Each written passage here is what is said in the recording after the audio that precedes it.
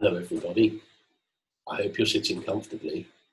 I'm about to tell you the story about how the Grinch owned Christmas.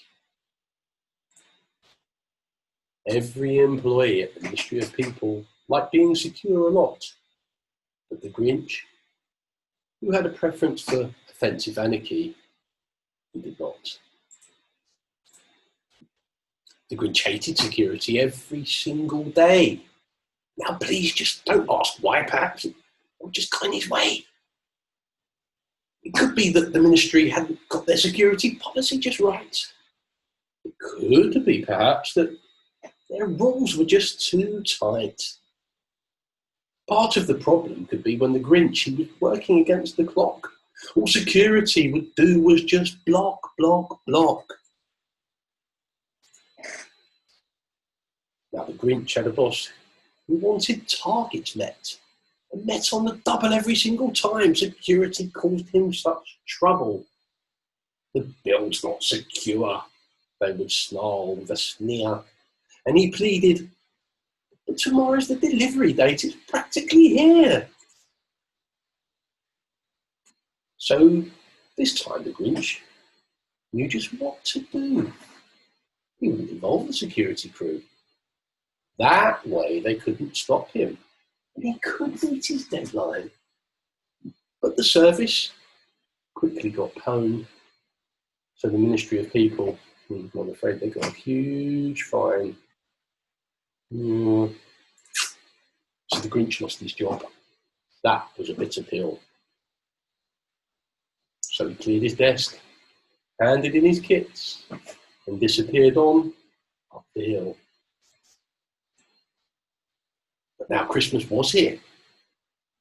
But for him, no nights out with colleagues on the town. The Grinch had a new career, slumped over a keyboard, crafting malicious code in his old smelly dressing gown.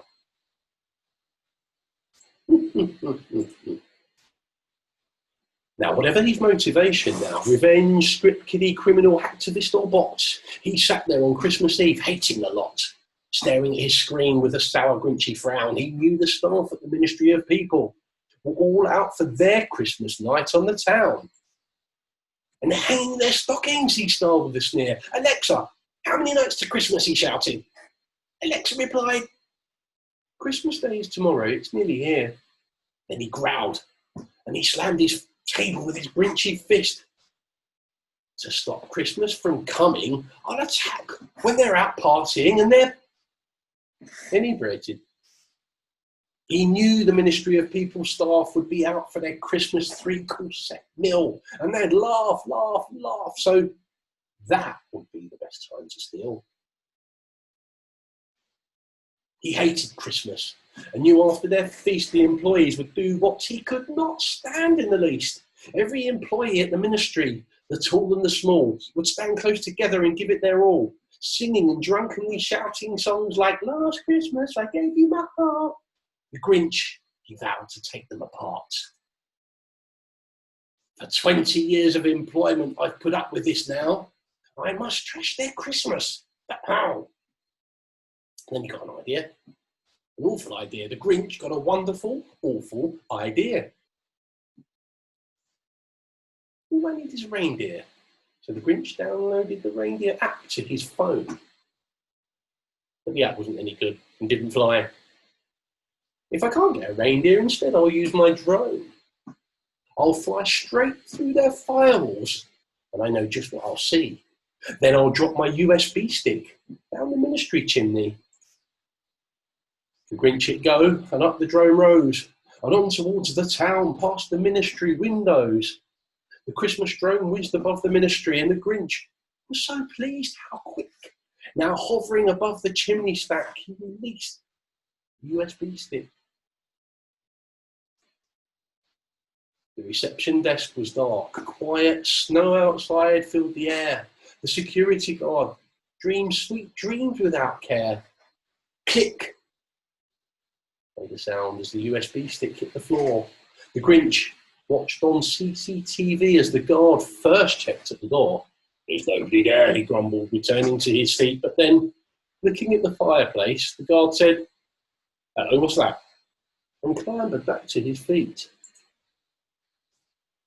Now go plug it in, the old Grinchy claws hissed. And he knew curiosity, greed or fear would mean the guard could not resist. The guard walked to the reception desk to plug the stick in the port, carefully looking around in case he got caught. But once it was connected, the Grinch knew the job was done. He could deliver his Grinchy payload and have some fun. Now, the Grinch thought it couldn't have gone better if it had even been scripted. And with a smile most unpleasant, he saw the guard's face when the screen said, "Your machine is encrypted." Panic set in now, but it was all too late. Now the Grinch was in control of the ministry's fate. The poor guard scrambled for the phone, probably to call his boss, but it was already too late, because unless they paid the ransom, their data was lost. Crypto locked for Christmas! The Grinch danced in glee. Now the Ministry of People would have to pay his fee. After an hour, the security team began to arrive on site. Now, no party for them on this Christmas night. Next, the Grinch went to the dark web to boast of what he had done. He had taken on the ministry and chuffing well won.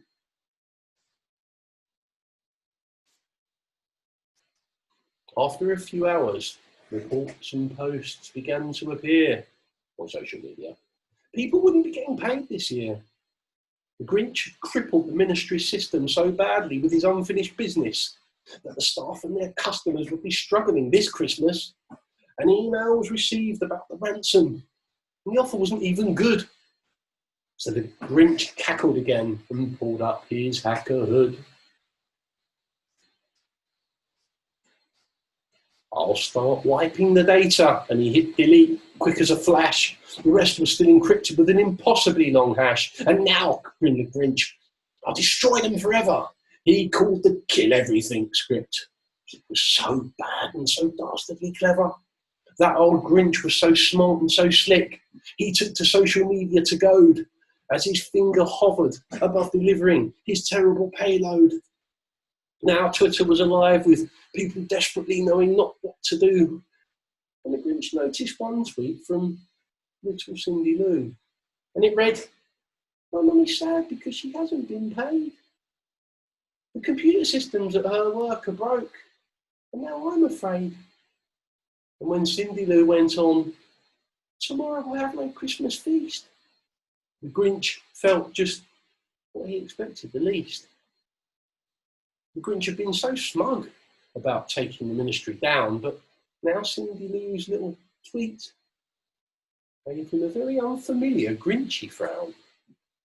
The last thing the Grinch imagined was feeling even a little bit bad, but more and more people were tweeting about how they were so sad.